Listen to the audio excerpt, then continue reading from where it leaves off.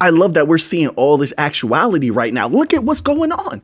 Look at this article. Haven't I been talking about this for 2 years? I told you it was coming. I told you they were going to go after this. This is huge. This is trillions of dollars. And it's another reason, in my humble opinion, why companies like Ripple, Hedera, Chainlink, Solana, they're so excited. Cardano, they know. They've sat in the meetings. This article right here is titled this.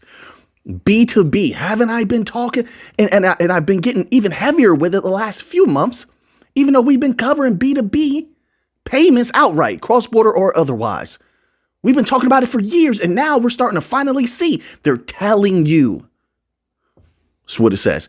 B2B fintechs target SMBs. Haven't I been talking about SMBs, small, medium-sized businesses, SMEs, small, medium-sized enterprises? Same thing. I told you they were going to target them. Folks, listen. When it comes to the small businesses and medium businesses, they are in such a vulnerable position. It's time to feast. They literally need the technology. That's why over the next few years, it's going to be important for people to watch. They have to watch for the catalyst. You're going to be able to see it. And if you can see it beforehand, what's coming beforehand as it's building up, that's going to be visible also. You'll see. It's going to be visible. Then you can act upon that and capitalize on that. Not financial advice. So anyway, the article, B2B fintechs target SMBs with expanded offerings. You're saying to yourself, well, Mick, that's just a title. Listen, they're literally talking about what I've been saying. It sounds like they've been watching my videos, but I know it's because the reason they sound so similar to what I've been saying is because anybody who is I believe, a thorough researcher is going to go down the same pathway. There's no way you don't see the vulnerabilities in these sectors and take advantage of that as a provider of services. There's no way. They need stuff for payroll. They need stuff for global reach, cross-border pay, all types of payments, cross-border payments, ad hoc, all that stuff. They need it. There's no way a seasoned researcher doesn't see that. And it's been building and building and building over the years. This is why you have Garlinghouse coming out and he's just ear to ear. He's smiling. He's happy because he knows there's so many different pools of value to tap into. I'm going to read it. Just look at the highlight. The highlight right here says this. Fintechs, right? And we know who's being unleashed right now. Who's being unleashed right now? I mean, traditional legacy system fintechs been around for years, but we haven't heard this information. They haven't been going after the SMEs like this over the past few years. No, they haven't. And and the ones that have not had a great amount of success. But now you have this. But who's being unleashed right now? DLT, who has been all the rage and literally telling us, well, we've been doing more business than usual. Who said that from Ripple? Who was that? Was it Monica Long? I don't remember who it was, but you can look it up. The articles are out there. But they've been telling us, and Cardano also. We've seen what Chainlink is doing. We've seen Hedera. We've seen them do business, establish more partnerships. So that's there. So we have the evidence. It's DLT. What have these SMBs and SMEs been waiting for? They could have done deals a long time ago. They could have made partnerships a long time ago. Deductive and inductive reasoning say they were waiting on something that wasn't yet ready to be utilized. What was that? DLT. What did the central banks tell us that everybody's going to need? DLT.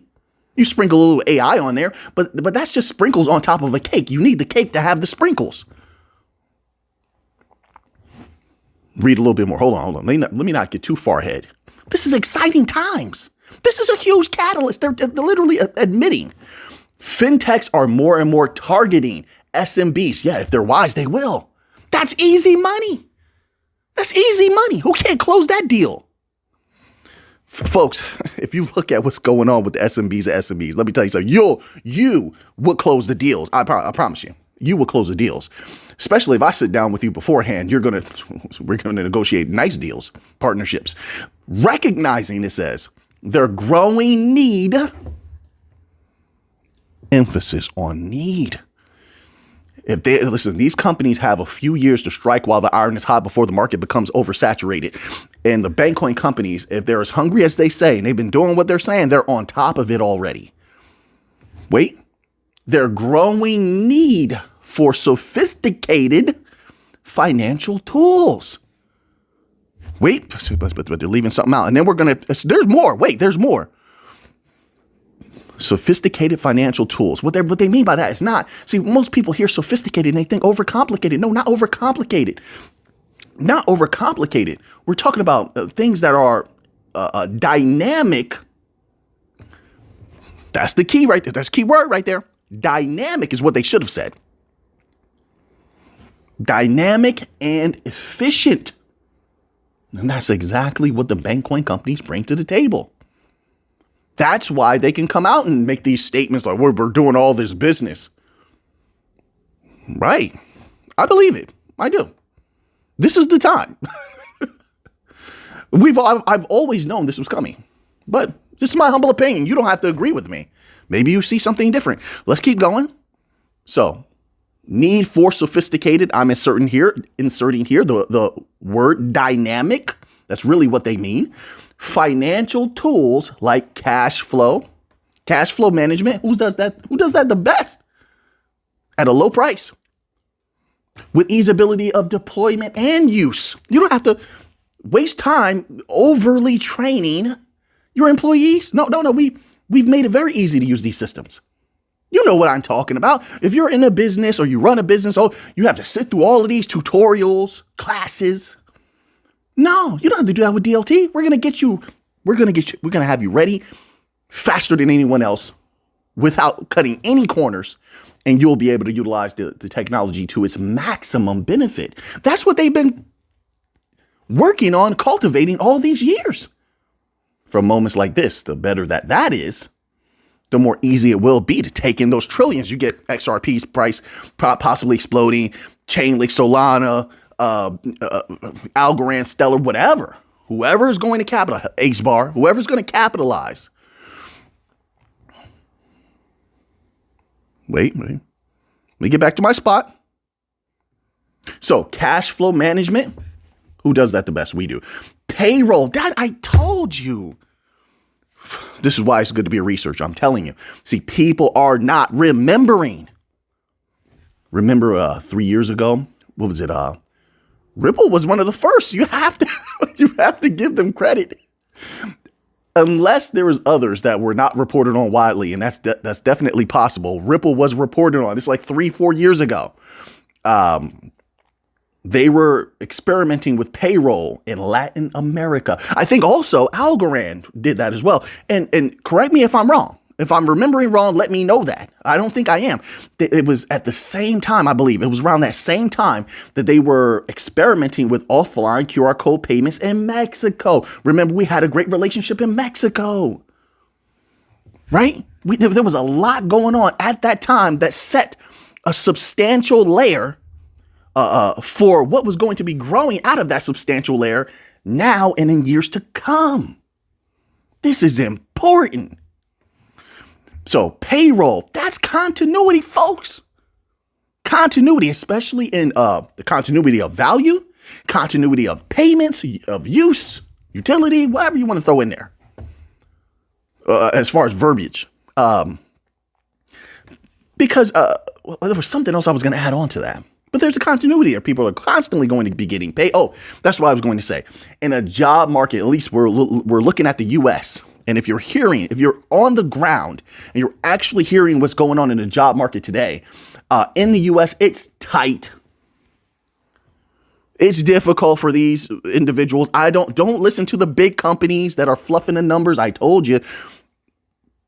Listen to the people on the ground. We have people with their master's degrees, bachelors, and they're reporting. They're struggling to find certain employment.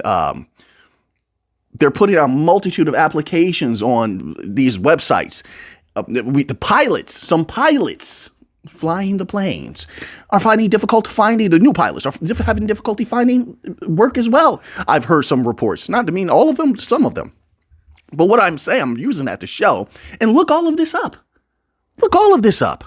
Never just take someone at their word. You go research. Researching and knowing for yourself and seeing with your own two eyes is the best thing ever, ever.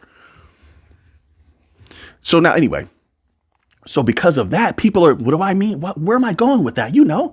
People are going to stick with their jobs longer. That's more continuity of payments, paychecks. There's more bonuses going out. A lot of these companies do bonuses. Oh, you do this extra work here to get the bonus. And what's the other thing called? Overtime and all that other stuff like that. Listen, folks. So payroll, the fact that the XRPL is already ready for something like that, or Algorand is ready for that. These other companies, like I said, if they strike while the iron is hot, and I think they're very, very wise companies. A lot of these Bankcoin companies are very smart. Then this is going to be serious. Is it as big as RWA? Maybe not. Is it as big as interbank payments? Maybe not. Those are trillions and trillions. No, I like that too. B2B? Maybe not. But it's still significant. We want to take all the value as much as possible and develop a significant continuity. That's the word of the day, continuity. It says, and credit. I'm not worried about that right now, but I mean, when I look at it, I mean, like, how do business want to play this? Businesses are known for borrowing, but now with DLT, do they get into lending? Maybe they have their private wallets, and they can lend their crypto. Some businesses know how to build up capital. They have a little bit of capital sitting there on the side. Do they then lend? Anybody can lend on the blockchain. Anybody. Do they get involved in that? Do they get involved in staking? I know I'm going off a little bit here. I went from credit and lending and, now I'm going this way, but still it's all on that same pathway. There's so much potential here. Once again, you think these businesses, you think they don't know that? You think these banks don't know that? These asset managers don't know that? They know. They're just, see, they're keeping it quiet. They don't want you too bullish. You're too smart. They don't want you too smart. They don't like, listen, you have to know this. I know this. The world doesn't like intelligent people. The world likes workers. And I'm being very respectful. They don't want you more intelligent, more smart. No, because they win more around people that are not such. So they have no vested interest to inform you the way that I am. But I do it because this is what I do. This is what I do. I was born to share the things that I research. And I'm a researcher at my core since I was little. I like to read. I like to learn. And I don't share with everyone. I share with the willing. Those who have eyes to see and ears to hear, they're willing to listen. And I listen to them in return. This is what I do. But anyway, so they're not going to put this out. Now, wait. To everyone. Only a few people are going to see this. Only a few. So now, credit, it says, given that these businesses operate without the infrastructure or finance teams of bigger firms. And yes, who wrote this?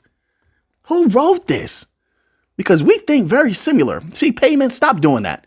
They just put buy payments. No, give the individual who did this or individuals, the group who did this, give them credit. Because they're on a roll right here. That's what I'm talking about. This is another reason why the bank coins, the DLT technology, the top ones, they're all bullish across the board, are going to walk proudly. Well, no, maybe I shouldn't say proudly. They're going to walk into this golden age confidently. And I think they're going to thrive beyond what people are seeing because they bring that opportunity, that ability to do what bigger firms do on a smaller scale for cheaper. That's never existed before. Do I need to bring in full automation again? Do I need to bring that up again? You haven't seen anything yet. When you're talking about businesses and money making, and ease of doing it, you haven't seen anything yet. Have you been keeping up with robotics? Oh, Mick, don't go to robotics. You'll stick to crypto. This all has to do with passive income, big money making, having a business. This is all tied together. People are going to be making I hate to say generational wealth. Can we come up with a new exciting term? There's going to be a flood of capital, period. There's no way. If you're keeping up with robotics and you see them testing The testing has ramped up so much and it's successful. It's successful, folks. They have robots in warehouses working 24/7. And at first I was watching, I'm saying to myself, let's see if there's any flaws in this. Let's see if these robots mess up. Are they messing up orders? Are they messing up putting things there? No, I'm stuck.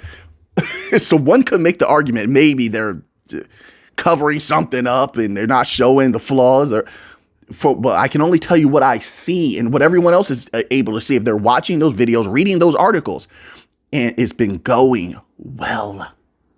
And so as they're as they begin to mass produce robotics for warehouses and such, and once again, it's not going to take jobs from the people because they're designing them knowing the people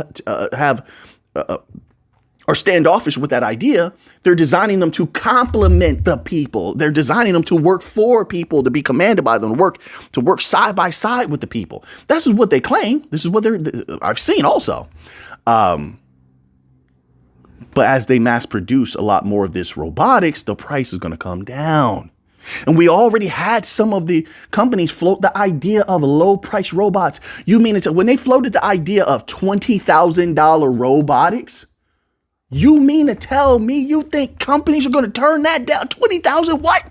People spend more than that on a basic car, on a robot that's going to it's going to work 24 hours a day. Come on now. Just wait and see. You see how you have all of these people. Don't worry. I'm going to get to the rest of the articles. Don't worry about it. But this is important. This is where the future is heading. You have all of these people who they sell on other, like, let's say they sell on Amazon, something like that. And they're in their house. They're putting things together all day. This is what they're putting things together, putting them in a box, put the boxes together, and then they ship all these boxes off to the warehouses to be sold, right? But that's all. Look at all that time they're spending putting these things together. You mean to tell me that they wouldn't, let's say that idea of $20,000 or $30,000 robots.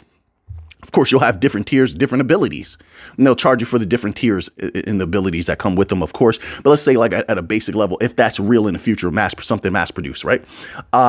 Even if it's 40,000, you mean to tell me those people wouldn't pay that 40,000, 20,000, 30,000, 40,000 to have this robot put their product together for them and box it up and everything, and have it ready on a pallet?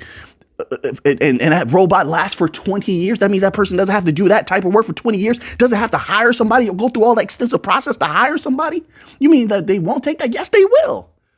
Yes, they will. And they're saving tons of money using DLT for payments anyway, super cheap payments and instantly.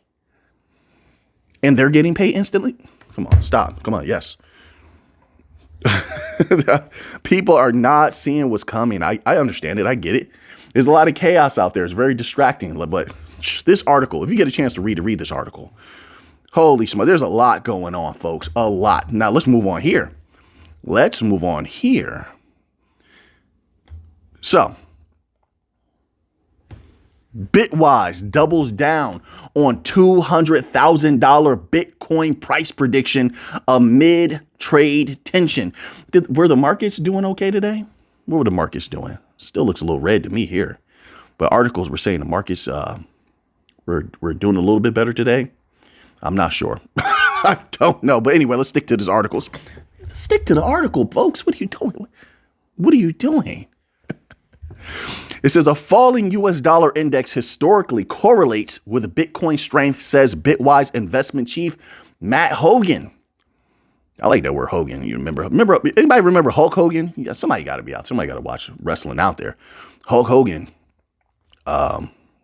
interesting wrestler from the 90s. Institutional crypto investment firm. Who was better, Hulk Hogan or Ric Flair? Institutional crypto investment firm Bitwise has doubled down on his big Bitcoin price prediction for this year, despite escalating global trade tension. They know there's nothing that's happening right now changes the trajectory of Bitcoin. Not right now. It's going to take a major catalyst to change that. My humble opinion. Let's keep going. Quote, in December, Bitwise predicted that Bitcoin would end the year at $200,000. I still think that's in play, unquote, Bitwise chief investment officer Matt Hogan said in an April 9th blog post. He suggested that the fallout from, of course, a lot of this global tension means it will mean a weaker dollar. My apologies. I'm skimming through this here. I'm using my speed reading here. Yeah. Remember speed reading? My father had a bunch of speed reading books. My father used to do a lot of reading. That's where I get it from. And I would read all his, I would read all his books. I'm like, whatever he's reading, I'm reading it too, as well. I'm reading it also. And I read his speed reading books, and I still have a little bit of that left in me. Hogan cited an April 7th speech from Steve Mirren, chairman of the White House Council of Economic Advisors, which criticized the dollar's reserve status as causing, quote, persistent currency distortions, unquote, and, quote, unsustainable trade deficits, unquote, that have, quote, decimated, unquote. They all have quotes here. Decimated U.S. manufacturing. Listen, this next 3 to 5 years, I'm telling you, right, everything's going to change. The world itself is going to change, because the ability for companies to do things they never did before and raise capital and reallocate capital, save capital. I think if things are played the right way, it's going to be like nothing anyone ever seen. That's what I'm saying. Sure. Is there a golden age coming for crypto? I believe yes. But is there an overall golden age coming? I think so. I think that's a high possibility. No guarantees. I'm not an absolutist, but I think there's a high possibility. And if I ever think differently, I'm going to come on here and tell you different. And I'm going to lay it out. Okay, this is what's going on. This is what's going on. This is why I think this and such. It says, quote, dollar down equals Bitcoin up, unquote, Hogan said. Same with gold as well. Don't leave out gold. So same with gold. Quote, I expect this pattern will continue. Okay, so now we're getting a little late into the video. I want to get you all this information, okay? Trying to get you all this information here in a timely fashion. I'm just going to give you the headline off this one, but look where everything is heading now, how the energies flip so quickly. Bitcoin, quote, significantly de-risked here, unquote, as nearly 80% of its cyclical price correction is done. This is what they're saying. You don't have to agree with it, of course. Just because someone says something doesn't mean you have to agree. But this is interesting information. We consider things, right? And we try to use a multitude of sources. Bitcoin's cooling futures market has paved the way for a strong price recovery. You don't say. It says Bitcoin's futures market reflects a possible price cool down after the cryptocurrency multiple weeks of correction. Data from Couldnt indicated that the BTC USDT futures leverage ratio with respect to open interest has halved since peaking in early 2025. I had to slow that down. When I say it's like halved. You have those words where if you say, do you have those words? We say them quickly and they just don't work out for us, do they? I remember being younger and thinking to myself, there's no words I mispronounce. And you get older and you're like, whoa, now you know so many more. There's so many more words in your lexicon. And you're like, yeah, there's a few that may give me a little bit of problems. So now wait. Okay, we heard that about Bitcoin. I want to close out with gold. I just want to get this little bit of gold news, because I never worry about gold. I love gold. I do. Like, it's my absolute favorite asset, period. And we've done well with gold. I'm just saying. So now, this article is titled Spot Gold Spikes. Spot gold spikes to $3,134 an ounce after U.S. weekly job claims fall to 223,000. Gold prices are trading just off their new highs, just off. Following the release of better than expected labor market data after the number of Americans filing new claims for unemployment benefits came in below economists' forecast. All right. Spot gold spiked to a new all-time high of $3,134.41 in the moments after 8:30 a.m. EDT release. Spot gold last traded at $3,118.21 per ounce for a gain of 1.14% on the session. There you have it, folks. All right. So what do you think about all of that? So now that you have that information, what are you going to do with it? I know what I'm going to do with it. So until next time, everybody, let's get to the money.